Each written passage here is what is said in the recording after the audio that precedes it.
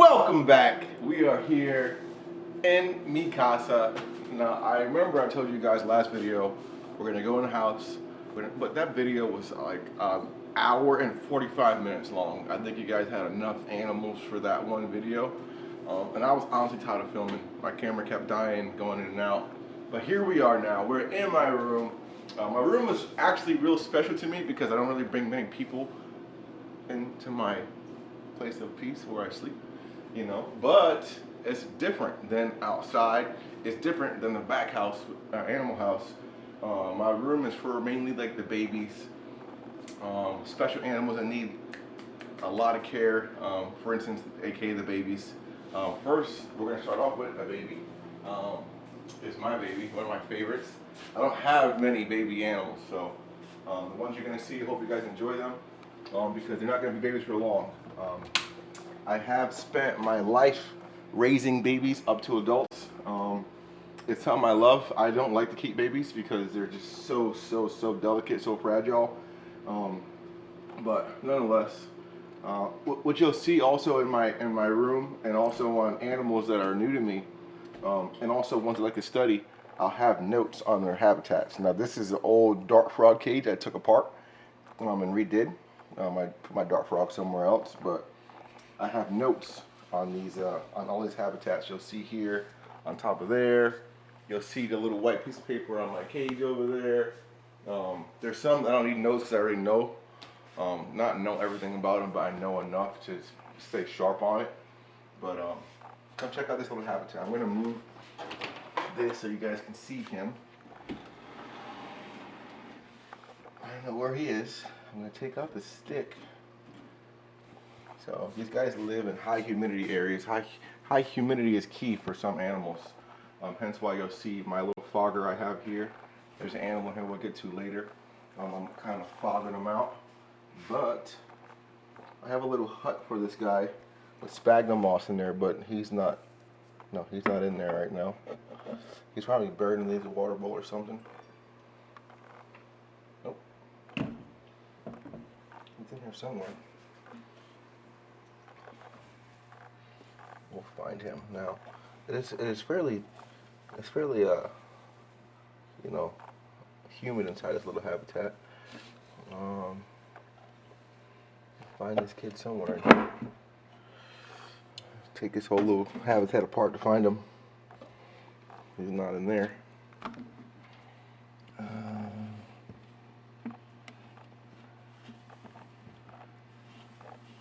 They do like to burrow themselves sometimes. I do see him actively out. But when you do see him, I'm telling you, he is a magnificent kid. One of my favorites.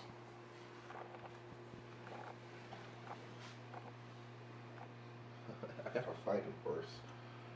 He's in here somewhere, I promise. Oh, I found him. Okay. So look right here in this corner. He's on the move. This is your Bismarck ringed python. A baby. These guys will get up about like 6 to 7 feet long for males. Females will get a little bit smaller, like 5 foot, 4.5, 5 foot. You probably can't see him much. Let's probably take this kid outside. What we're gonna do with these animals, we're gonna take our time with them because this is a short video. It's in the sunlight. Sometimes inside the house it does them no justice. So we're gonna make our way out to the front. And into the light. Look at this kid, man. Look at the iridescence on him. Look at the sheen he has. It's like a metallic sheen that these snakes have. They call it iridescence.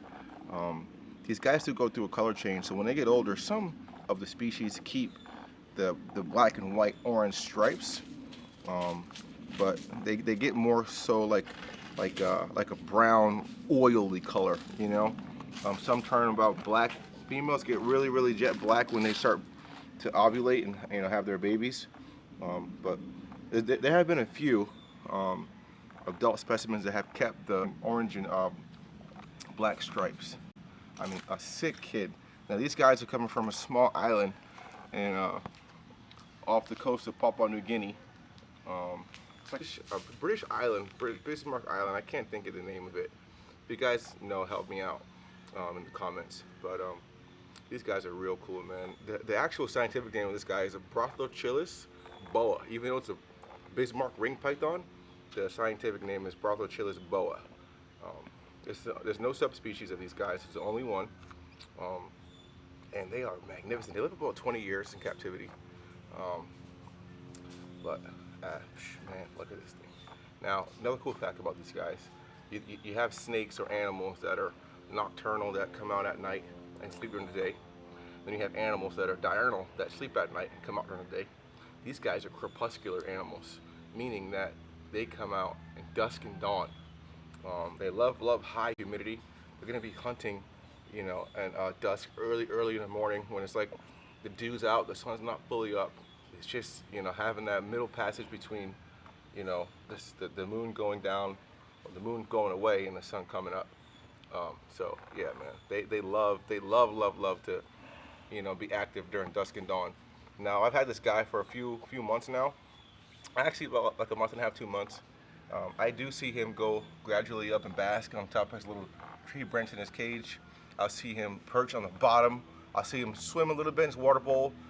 But for about 75% of the time, he's mainly hiding, you know, in that humid underneath of all that the substrate. So he's a baby. It's my only baby snake I have. I don't have any other baby snakes. I got this guy. He's so special, and hopefully I can have some more in the future. And hopefully he keeps his color, man. You know, I have not named this guy.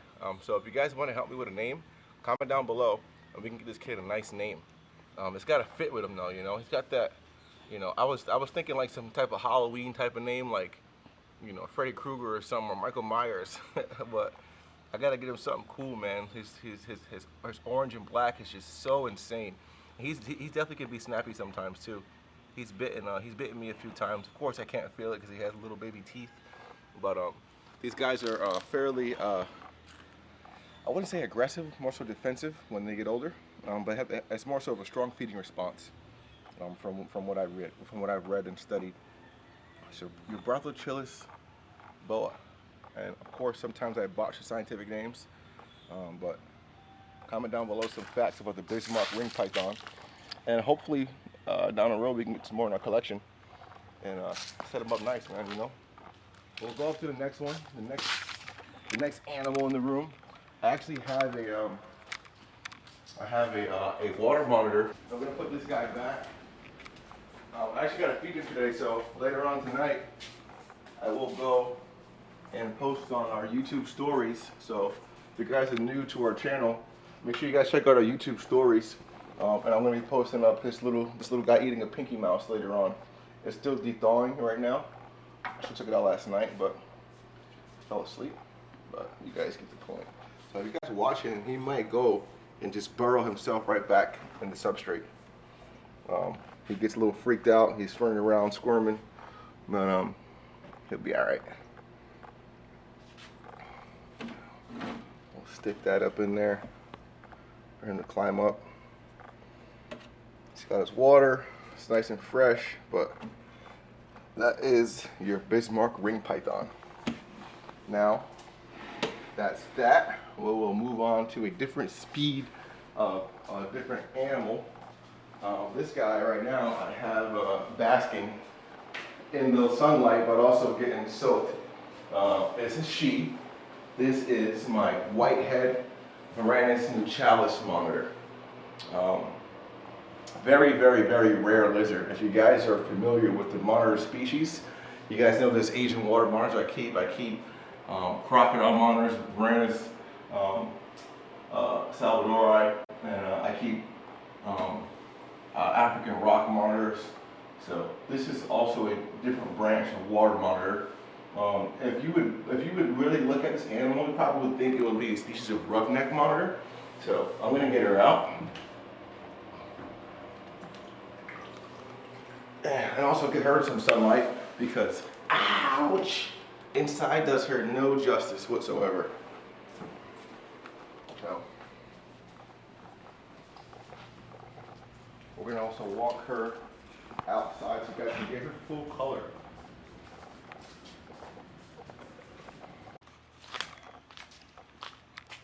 scared of my dog. She's pooping on me right now. But once I get her calmed down for a second, I will be able to show you guys our Varanes new Chalice monitor. Now, you guys have saw last episode my black-headed Varanes new Chalice, and this is your white-headed Varanes new Chalice. Same yellow feet, you know, with the speckling. It's digging the crap out of me. But on the top, you're gonna see that white body, that white head, and they got that.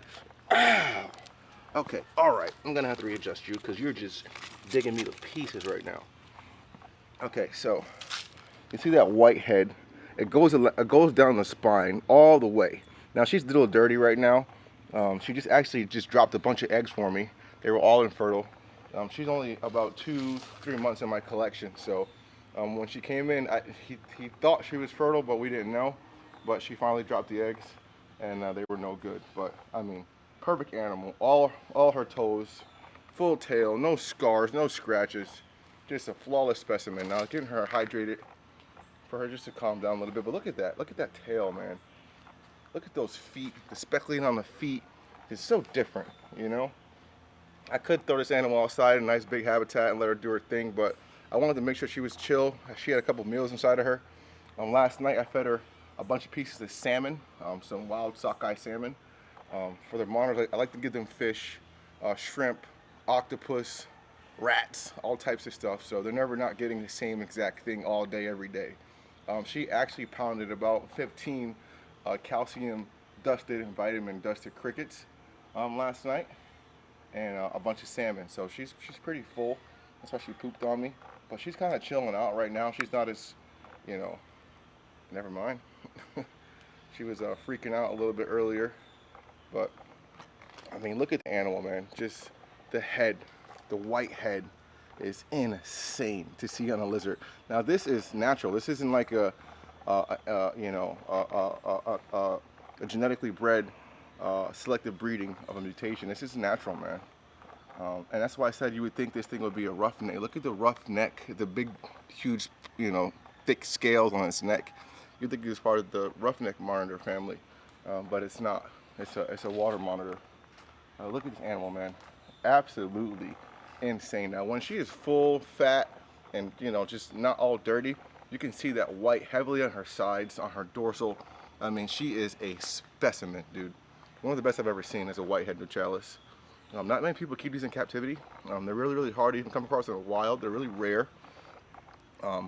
Again, I do have, you know, a big blackhead new Chalice male, which also has white spots on his head. But she has it like almost like the full white head. Now, many years ago, I saw in a group on Facebook, a guy had a adult male whitehead new Chalice, and it was about 5 foot, and the head was so white. It went down the neck, all the way down its back into its sides. And this snake, I mean, this lizard is not trying to bite me. It's not aggressive. It's more trying to get away. It's probably freaked out because of my dog, and you know, she's also being held up, you know, suspended in the air outside, so she's just not comfortable. But I'm gonna go put her back. Just want to show you guys our animals I keep inside my room. You know, one of my babies, she's small. She's also an adult. Of course, she just gave us some eggs. She won't get much bigger. But then again, we don't really know much about these animals because not many people have them in captivity. So I think she'll get a little bigger, a little thicker, as well as our male. Our male is easily about, you know, close to 5 foot. And online, they say they max out at 3.5 foot. So again, who knows? I have another animal inside here. We'll talk about that as far as size goes as well too. Online it says it's 8 foot to 9 foot max, but I think the snake I have inside is about easily 10-11 foot, you know. So it goes to show you how sometimes online you really can't go off what people say when it comes to rare animals, because not many people have had them, or they have not many of them have had documentation in captivity to give so much information for the captive keepers.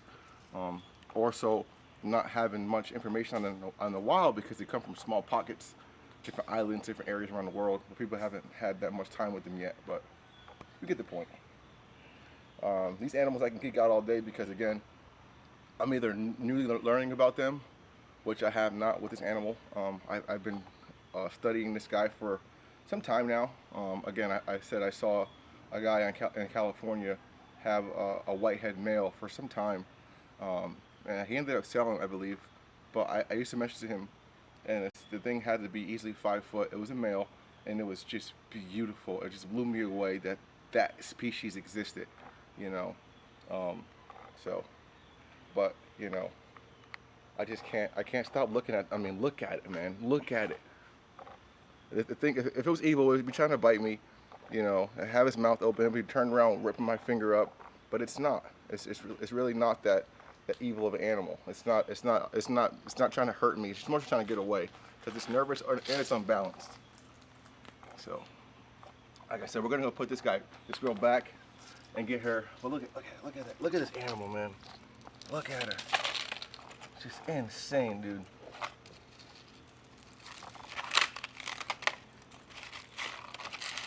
So yeah, we're gonna put her back, and we'll get on to the next one. So her time soaking is now over, so I'm gonna take her and put her in her temporary habitat. But it's big enough for her to, you know, do her thing.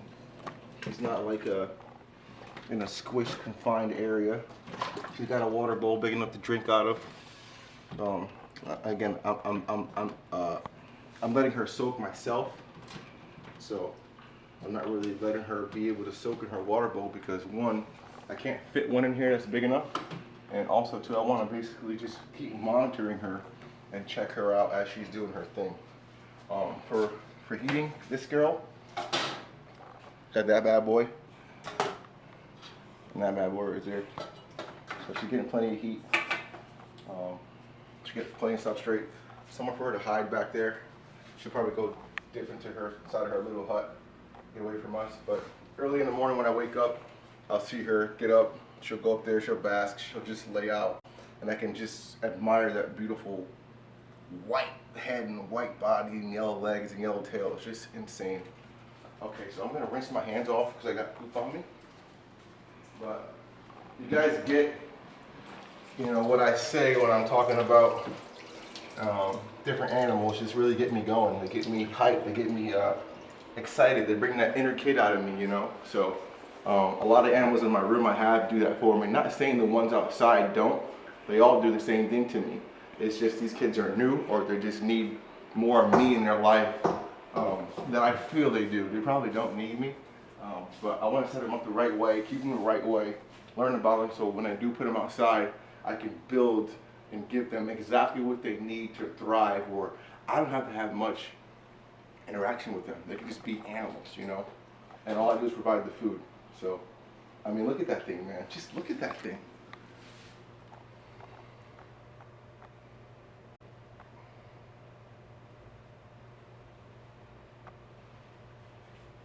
Can't get enough of it. So we will change speeds. I was gonna say the best for last, but I just can't stop walking by this thing and looking at it and not, you know, geeking about it. So first of all, check the temperature gauge. It's about 73 degrees inside there right now, Fahrenheit. Now just a little thermometer I got, a little digital thermometer. So I also have my little temp gun. So before I go in here, I'll see what the basking temp is. Right here is about 80 degrees. It's not actually, that's not even enough. Maybe I'm not doing it right. 85. So it'll go up later once it gets more hot right there. But inside here, I can take the temperature gun and I can go and say, okay, 69 degrees, it's fairly cool, it's fairly chill. 70, I got a little basking hole inside there, there's 70, 69 degrees. Little corner back there, 71. Let's see about how hot the snake is. 79. Boom, so that's good. A lot of snakes are not gonna require, these guys live high up in elevation, so it's real misty up there. It's like a lot of condensation, so it's always windy. They're always going to get wind showers of like mist going through their environment, so it's not going to be hot. You can't keep these snakes at 85, 95 degrees, you know, because you're just gonna kill it. From what I've read and from what other people that have kept this species. Now this is your black python, aka your Bolin's python. These guys are in the Somalia family of the amethystine python, the Bolin's python, the scrub python, the southern Moluccan python, the Olimpelli python, the Halmahera python. You know, all these guys are in the same, you know, same group, but they're just broken down in individuals. Now this guy is also from Papua New Guinea. He's from the main island of Papua. The Bismarck ring python is from a sister island off that. Now look, she's basking already. She's up there. But sorry, I just get sidetracked. I like to keep live plants inside of here. I just got this guy who's new. It is a Synagonium. So I'm learning the scientific names of my plants now. And I'm just getting the breakdown of everything, you know, because I like to learn. It fascinates me. Now, this is Somalia Bolini. Is the black python. So you guys want to come in and see the temperament of this snake. Not many snakes you can go inside their habitat and just pick them up, you know. Now, if you guys look, he's at his basking point. Right here, I have a heat panel, so it's on a thermostat, and it's giving off about 85 degrees as a max. So I'll slowly pick this guy up.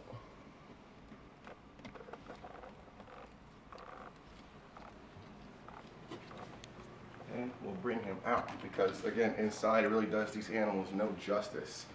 We can show you that natural sunlight. Now we'll take a different route and bring this guy out in the grass so you guys can see him do his thing outside.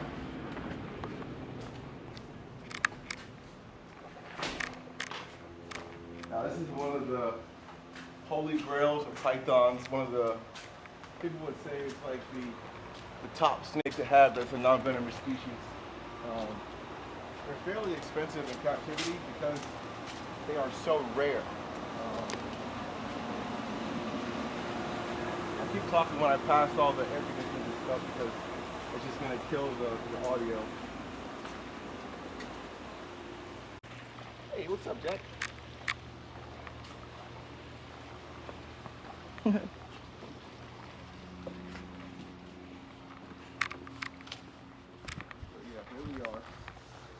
I want you guys to check out the real coloration of this snake. The iridescence is just insane. When the sun hits it, I'm not sure if it's catching it on camera, but it is like, again, you can see snakes inside underneath that light in your room or whatever, underneath the phone light, but once you see this animal outside, it's just insane. Okay, you can't really appreciate it until you see it. And even when you see it on video, it's nothing like it looks in person, okay? But I mean, just look at them go. Now, these guys are mainly marsupial eaters in the wild. They're gonna, of course, eat whatever they can, you know, grab, but mainly they love marsupials. It's almost, I can't remember the name of what they eat. It's like a tree kangaroo. I believe that these guys are a species of tree kangaroo. It's not like a full-on tree kangaroo, but just look at the thick scales on its head up here. It's just you can see that mouth, the pit organs up there, man. The heat sensors are just insane.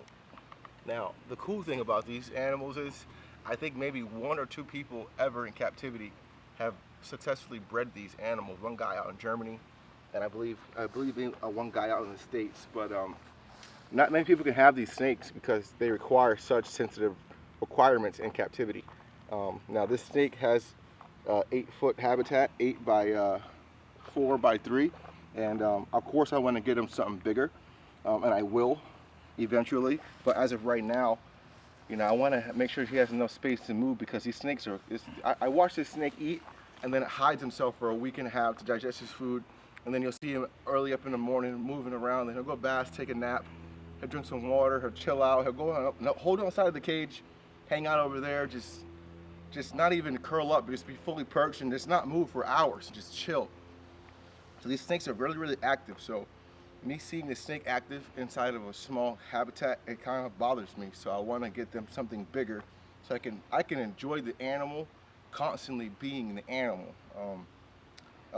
From what I've also read and heard online, that these animals just they burrow underneath the ground when it gets too cold where they come from. Now these guys can be thriving at like high 50s, and degrees. So moving around, being active in 50 and 60-degree temperatures is not heard of for pythons, but this snake is just really special, man. Let's look at it. Look at the yellow that breaks up from the belly, and it breaks off the sides, and then it just disappears. It just disappears. It's full on yellow belly in one point of its body, and then the next part is just jet black all the way down to the tail. Like, look at that, man. Just absolutely insane animal. And they're so sweet. Now, just because they're sweet does not mean they can't bite you. These snakes have long teeth, okay? Very, very long teeth. If it bites you, it's not gonna feel good. I've seen some photos online of a guy has a couple pairs, big, thick adults, and he got tagged by one, and he pulled a tooth out, and the tooth, man, was so big. The hole he had in his hand was so big, he needed some stitches. But look at this animal, man.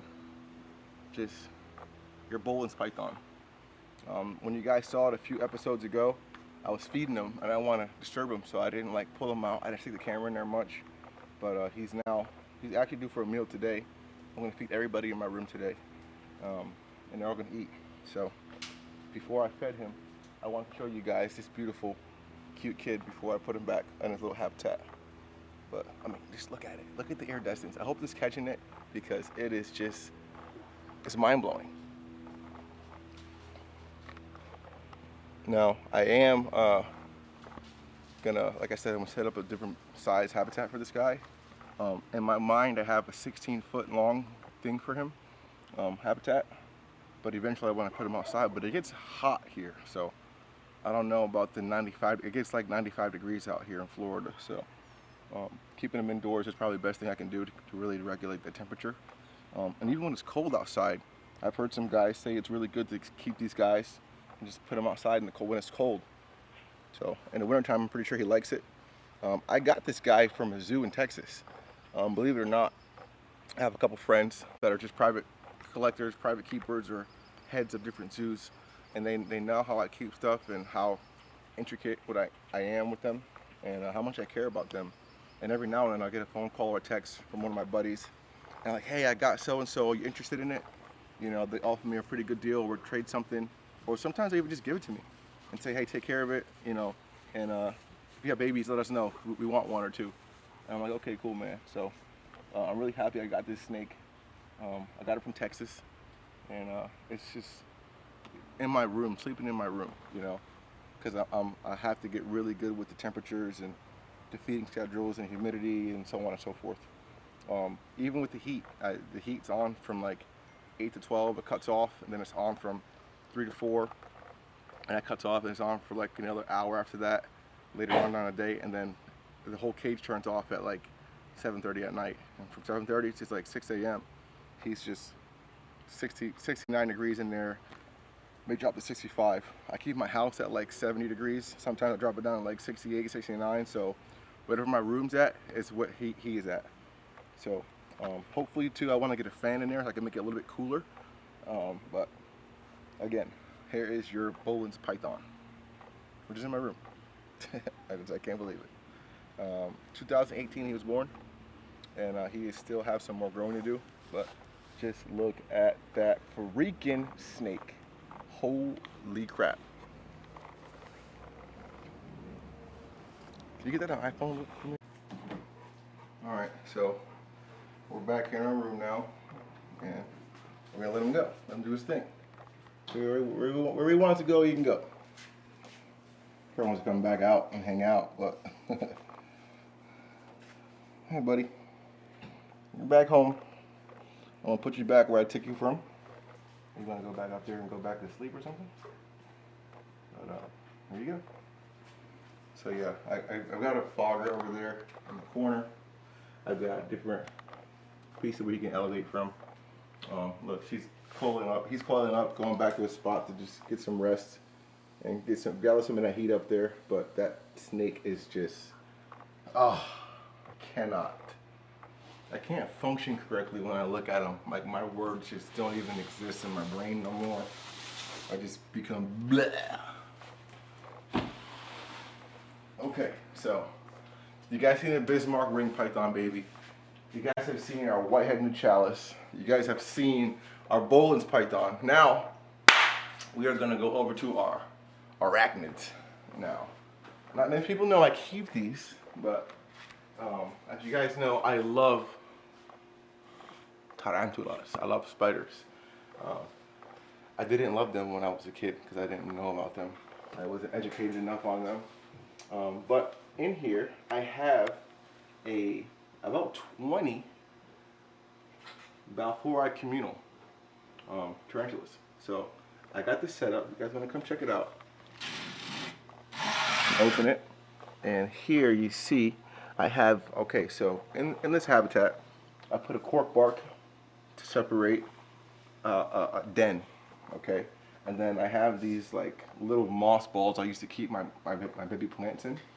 But I took all the stuff out and I put a moss ball here, a moss ball there, a moss ball there and there. So there's 4 moss balls in there, 2 pieces of cork bark. I took an old school bird feeder I had and I put it inside there so they can go inside and also have a territory.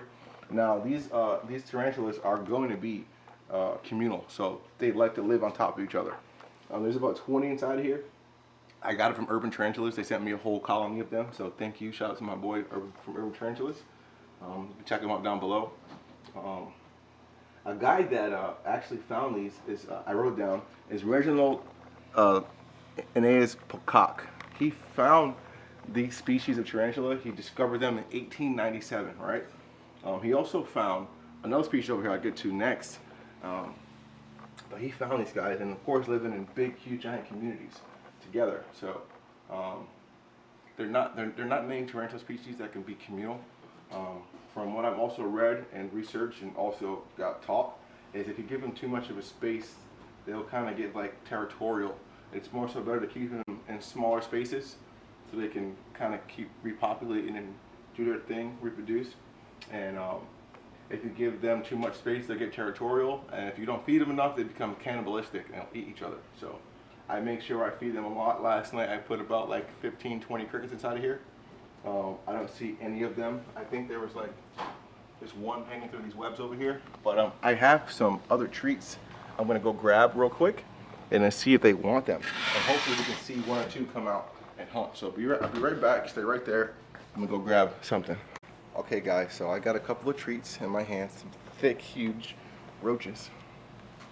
And we're gonna attempt to feed them. So you guys can see, there's pockets where they always like to hang out at.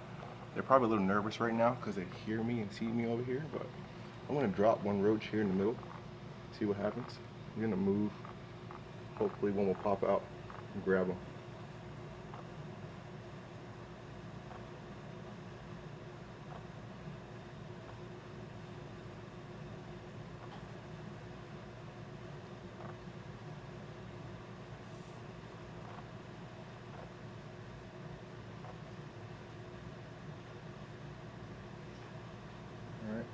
Put another one over here. Let's see what happens.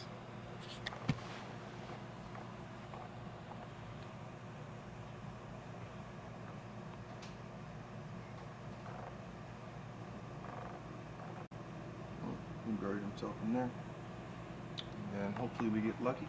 And we'll put one like right here. Oops, I dropped him too close. But, yeah. Well, they're not gonna come out. It's probably all full.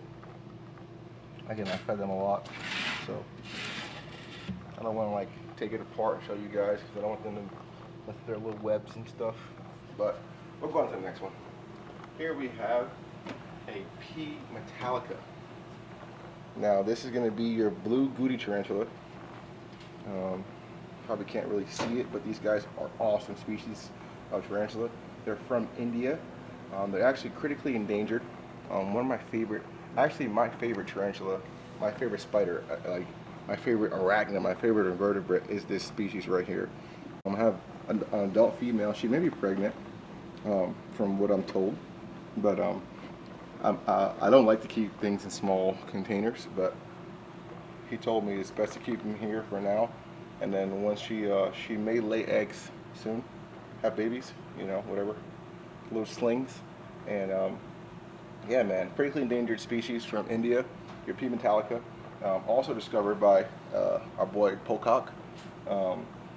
He discovered these in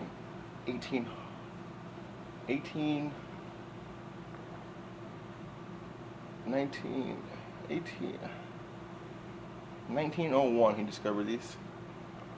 Sorry, he discovered these in 1890, and they just disappeared from science altogether, and they were rediscovered in 2001. They are critically endangered because of logging, and where they live, they take the trees for firewood. So they come from a small pocket, and you know, they're critically endangered. So it's good to keep the conservation of these animals going, and also educate you guys, because not many people know about them. But I need to also work on the scientific verbiage of the Poecilotheria Metallica, P. Metallica. Alright, also here are some Balfouri Malts for you guys, so you guys know Tarantula's Malt. This one is actually interesting because I found it in my bed, and I don't think it's a molt, I think it's dead. I could be wrong, it might be a molt, but I don't know how it got in my bed. I found it this morning. I don't think I have any loose, but yeah, whatever. Don't tell my girlfriend that. Also here we have a Harpacteria pulchripes. This is your blue-legged baboon tarantula. This is from South Africa. This one is a male. Yeah, he's a little baby. He pounded 2 crickets yesterday as well.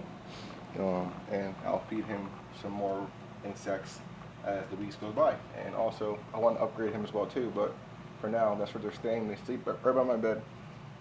I'm fascinated with tarantulas. I have one in my back house I didn't show you guys, but she is a Arizona blonde.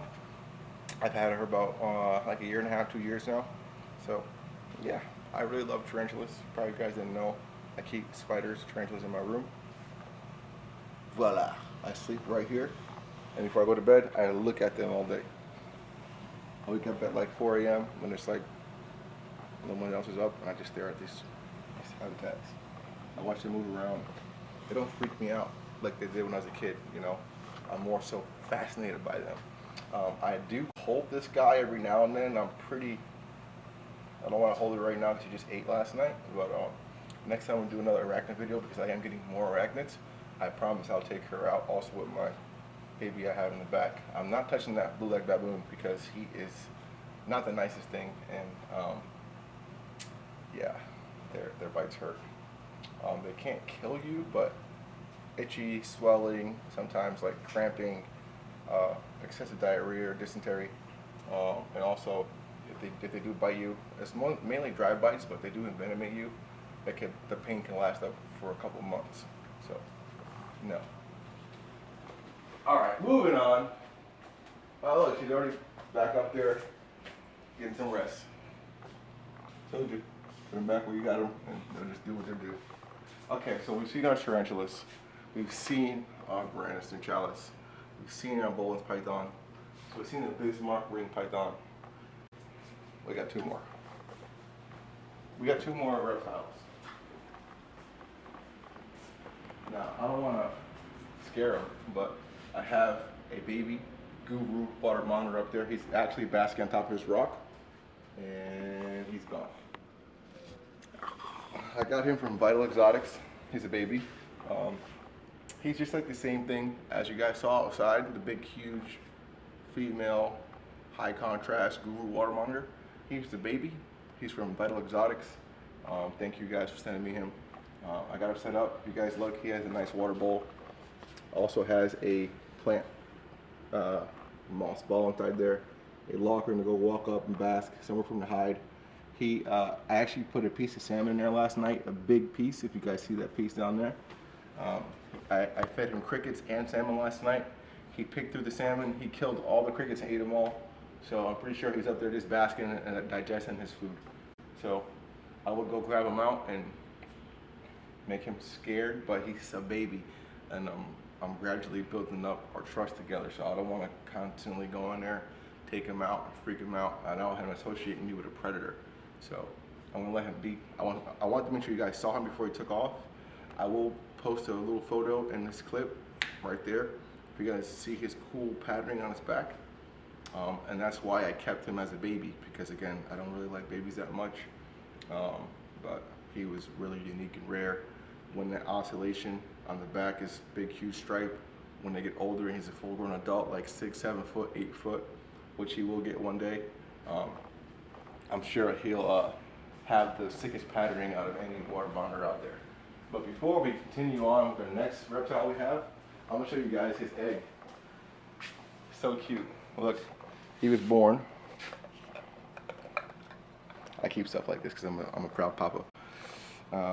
He's born October 8th, 2021. It's a guru type. He was the first one to come on the egg. And here are his little egg slits. They have a little egg tooth. He opened up and he became a little lizard on Earth. And he's now my son. So his name is Gantor. Gantor the guru watermonger. And his girlfriend out there, which is also being occupied by another watermonger. She's older, so she's allowed to do that. She's a mature adult. Her name is Gina, but Jeena, Gina, not like Gina. Okay. All right. So, all right. Last reptile. I have a little method to my madness of, things I like to do. Right now is I gotta watch out so he doesn't see me. You guys can't see in there. Also watch yourself because he will get you from that far. I'm hyping up the heat. So right now this guy is new to this habitat. So I'm just hyping some energy up.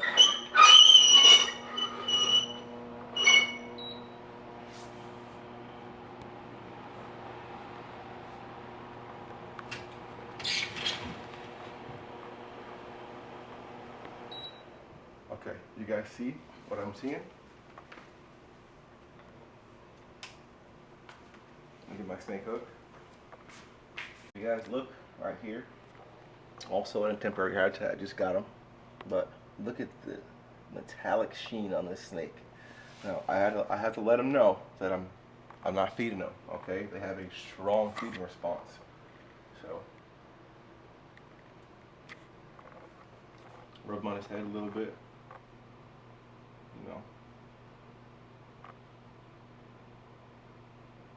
It's basically like saying, what's up? How's it going?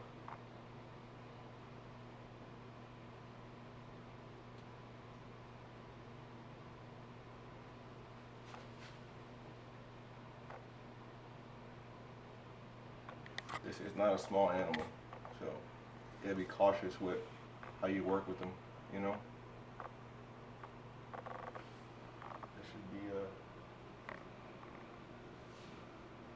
Right there, how you looked at me.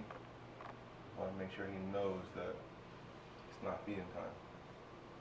Because the feeding response is lovely.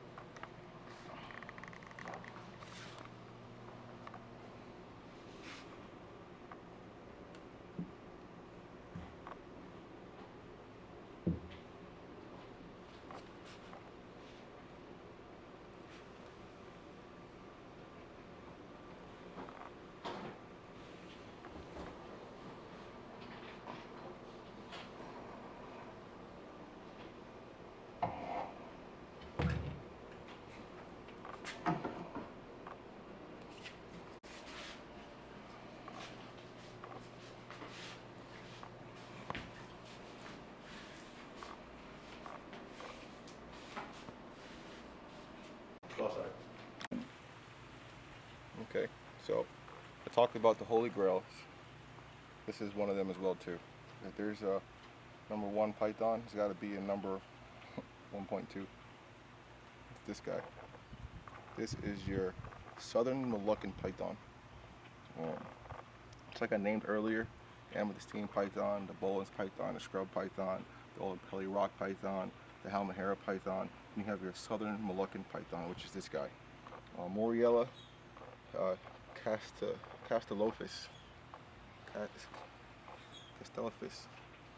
Moriella Castellophis, I believe, is these guys. Now, like I said earlier, if you look online, you'll see they say these snakes are 8 to 9 foot max.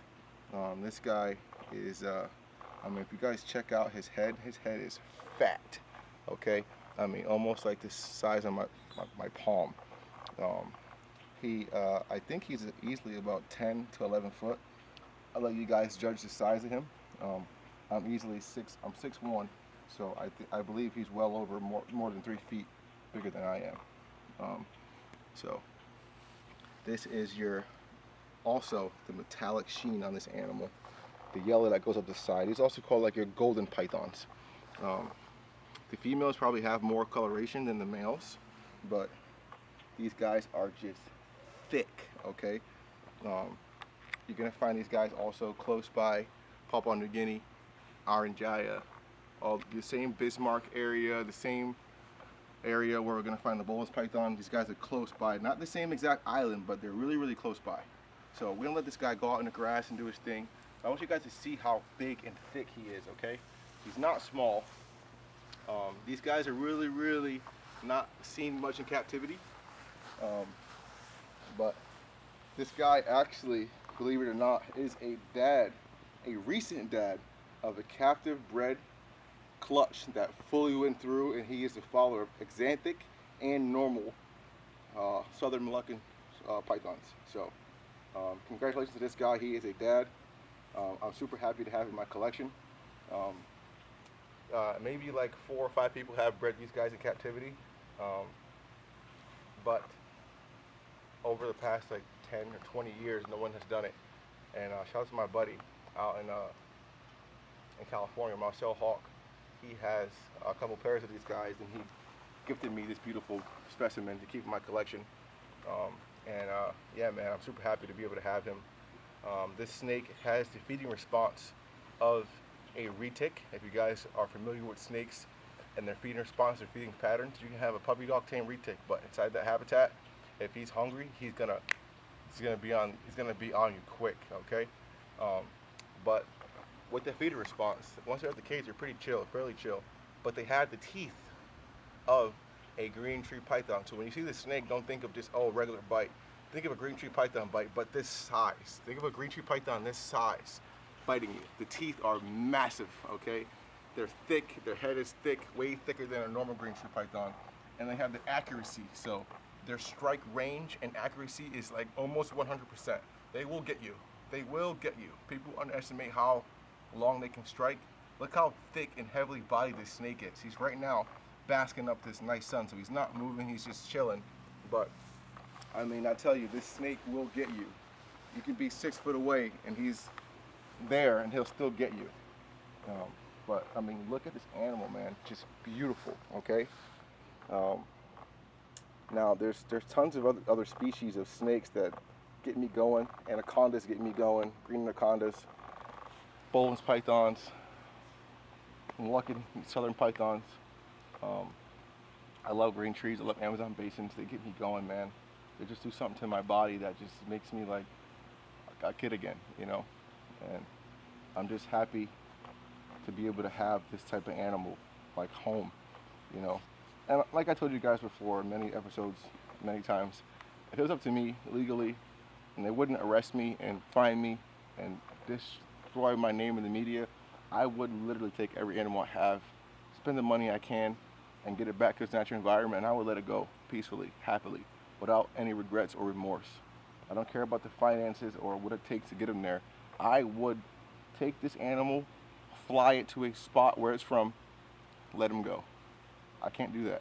They would arrest me. They would say I'm smuggling or some shit, you know, or I'm doing something illegal, which it is illegal to take an animal from without the proper permitting. You can do it, but I'm not doing all that crazy shit to just have the snake get confiscated by their former Fish and Wildlife. It's just not going to happen. I won't let it happen. So for now, he's here with me. But look at him, man.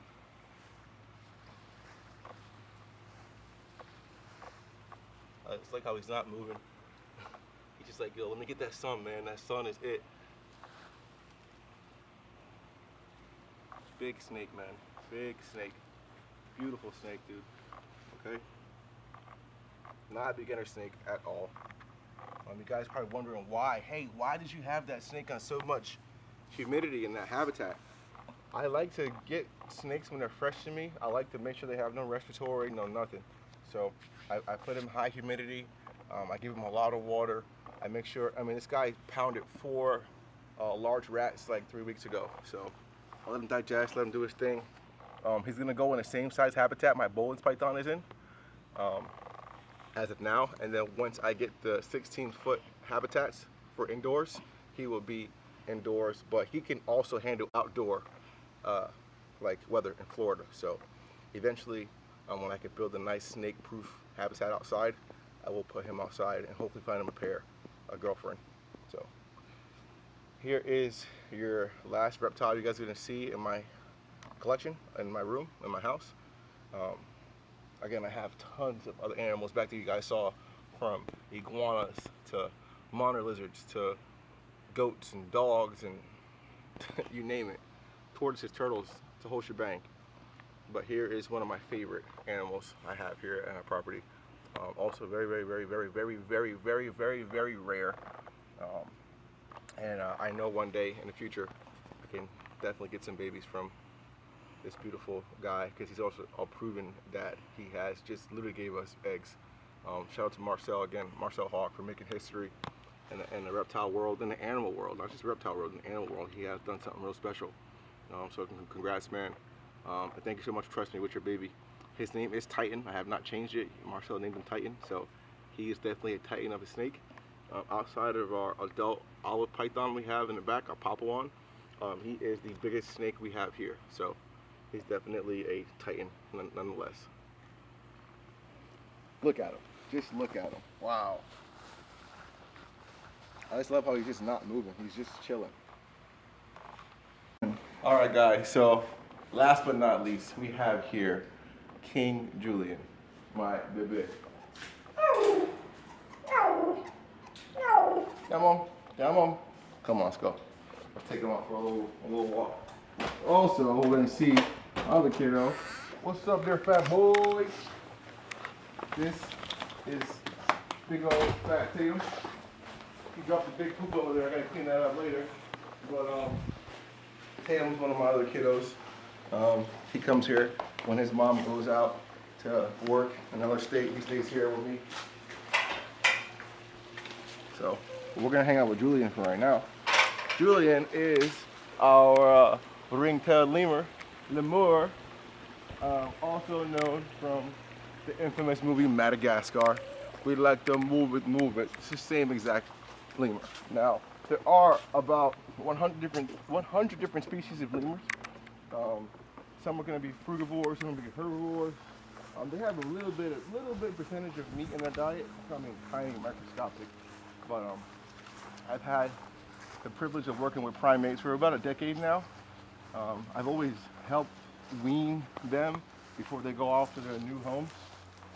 But this is one of my first actual babies. I'm like, okay, I got it. I'm gonna keep it, and not hopefully, for sure in the future, actually in the near future, we're gonna have enough space where I build something outside. Well, I'm gonna rescue about a couple more of them, and they're gonna have a big, huge troop outside. So he lives alone for right now, but he won't be alone in a few weeks. So enjoy him while he's small now. He is my little baby. I've had him for about like 5 months now. He's getting bigger and bigger every single day. He's getting more curious. He loves the sun, likes to come hang out in the sun. So I like to sit out here with him. He likes to move and groove and do his little thing. So you'll see him Once he gets comfortable, he'll start jumping around and moving and doing his thing. Hey, what's up? What's up? Oh, oh. So I can scratch him like this. You guys can hear he got the little. That's just them communicating. You hear that little purr. I like that stuff. But I say this to say this. No, monkeys are not pets. It's not. This is not cool to have a monkey. They're not dogs. They're not cats. These animals, they need care. They need love. They need to live in an actual troop. So if I couldn't provide enough space and enough knowledge, enough experience to have more than just one, I wouldn't get one, because he needs to be with an entire group of animals of the same kind. So it looks cute on camera, but these animals are work. When they're babies, the reason I have had the experience over the years, I used to work at a place that had to give animals, aka monkeys, to other facilities or licensed keepers. So I would take the weaning process when they're babies. They either pulled from their mom or they're not. I'm making sure they're getting bottle fed, syringe fed, their fruits, vegetables, their vitamins and nutrients are all inside their little mixture I would make for them in a little bottle, and I would literally syringe feed them through their mouth every few hours. With that, I would bond with them, hang out with them, but it always breaks my heart to give them out to the next person in the next facility. So I got fortunate enough to be able to have Mr. Julien here, and I got him when he was about like 8 weeks, 9 weeks old. So he was like can fit in the palm of my hand when I first got him, and now he's getting, of course, bigger. He has a lot more to go to grow, but he's a male. They live in troops. They're mainly frugivores. They love to eat a whole bunch of fruit as they jump through the jungle, and they poop their food out. And there he goes on my brother filming, and I'll show you guys. Look, he's really social. He likes to hang out and do his little monkey thing. So soon you'll see him jumping around the trees and stuff like that. But as of now, he's just doing his thing. He's a cute little kid. He hangs out inside. He does free roam the house sometimes when I don't have company over. I have people over now, so I can't let him just do his thing. But he hangs out with my dog. He'll sleep in the bed with me. But again, it's more so for him to be able to, you know, it's better for him to be outside with, it's better for him to be in Madagascar. But where they come from, unfortunately in Madagascar, there's a real problem going on there with logging, with, actually the government is taking and selling all their natural resources to other countries, okay? And they're not taking that money that they're selling these resources for, and they're not helping the people out that are native to Madagascar. So all the native Madagascans, hope I'm saying that right, are, you know, they're taking the trees down. They're eating the animals there because they have no food, no water, no electricity, no jobs. The government's not giving them what they need. So this precious area off the coast of Africa is just getting devastated by the locals because they have nothing else to eat. They're tearing down these trees. They're cutting these gigantic prehistoric trees, okay, and they're burning it to stay warm, okay. They're not like just taking it and selling it and making money. They're literally trying to stay warm so they don't freeze to death, you know. They're eating the animals because they have nothing else to eat. They're slashing and burning all these crops to make rice. Rice is one of their main means of survival in Madagascar. So you got to think they're just constantly busting all the soil up and growing rice. That soil is not fertile enough over the years, and then they just go to the next spot and tear down more land, eat more animals, and they just make more rice. So you got to think somewhere that has grown a massive 100-foot, you know, gargantuous tree you can't even wrap your arms around. You can't even wrap 20 people's arms around some of these trees there in Madagascar, and they're just taking these trees and just burning them for firewood. They're eating these precious animals like the lemur you just saw on me for food, you know, for a chicken wing, you know. So it's not just the lemurs that are in danger. The entire place is just almost gone, honestly. There's about, I think 85–90% of the whole entire, you know, country of Madagascar is just gone, just slashed and burned. It's sad, man, to be able to think that a place that's so magical to us is not going to be here in a few years if we don't change and help. But then again, when you have a government that's in charge of doing that stuff, they're not doing what they're supposed to do, and the people suffer. And not only people suffer, the animals suffer.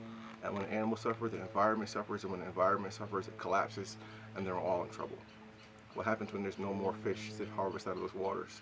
What happens when there's no more trees to burn down? What happens when there's no more animals to eat? Then all those animals, which are the people that are left there, are not going to have nothing else left. So think about that. But monkeys are not pets. They're not cool to have. I have experience with these animals, that's why I have them. You guys have watched my last video where you guys seen me go through my yard and show every individual animal and their personalities and their temperaments, because I know them. Okay, I'm inside their head. You know, I think how they think. I have to take myself out of my Tarzan body. I have to think like a lemur. I have to think like this crocodile monitor. I have to think like this snake, you know, in order to not get bit, to have a bad experience, in order to feed them so they can be happy and healthy, in order to also know where they come from and what they do, how they cohabitate with themselves or others. I gotta make sure their habitats are pristine and made just for them, so they have basking points, temperature regulations, the proper nutrition, the proper temperatures, the whole 9 yards, okay? So, yeah, again, if it was up to me, I would happily take all my animals and bring them to where they come from and let them go, but I just can't legally. But I love you guys. I'm sorry to end this dope video on a sad note, but I just wanted to let you guys know that it's not cool to have monkeys as pets, and also keeping certain animals, you need to know certain things about them for them to survive and actually be happy in captivity. So, I love you guys. Hope you guys enjoyed. Hopefully we can get Julien off of him so he can come over here and play us some more. Come on, let's go. Come on, go for it. You stay a distance and want to see him, see how fast he is. I've been working on his agility. Come on, come on, come on. That's okay. Come on. Woo! Come on, Julien.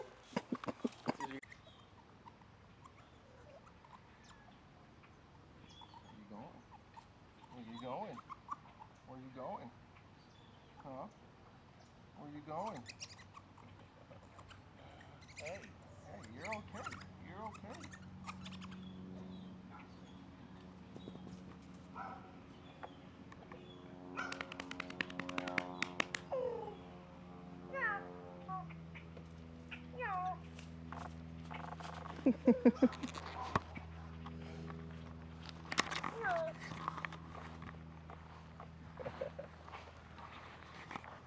So you guys want to also know who takes care of my animals and stuff when I leave. Who takes care of the fort, who holds the fort down. This is my little brother. I want to introduce you guys to Janai, my baby bro. How old are you now, Nai? 23. How many years you been with animals? My whole life. Whole life. So when I leave, when I go vacation or when I go work out of the country, him and my mom and my other little brothers come here, mainly him, and hold the fort down. He's also an animal whisperer. He knows all the dogs like the back of his hand. He handles snakes, lizards. He feeds everybody. And actually sometimes when I come back from my trips, my animals look fatter. They look healthier. My dog knows more tricks. And I'm like, what happened since I've been gone? It's him. So you guys always wondered, how does Tarzan manage all this? I've had many hands in this beautiful thing you guys see. It's not just me by myself. I have a whole team, and luckily I'm blessed enough to have my actual siblings as, you know, my team. So big shout out to Janai, Night TV. Follow my Instagram, shout by Nye. He does dope cinematography, photography. So if you guys ever want to get some things shot for your brand, for your business, or even a dope YouTube video or anything, that's the man right there. Hit him up. Yo, if y'all watch this video, fucking subscribe. Boom, fucking subscribe, man. Like Cut the bullshit, right? Tell them, man. Who else giving you content like this, man? Like, they ain't doing it like this. But y'all gonna make, don't make me get mad. Don't make me get mad.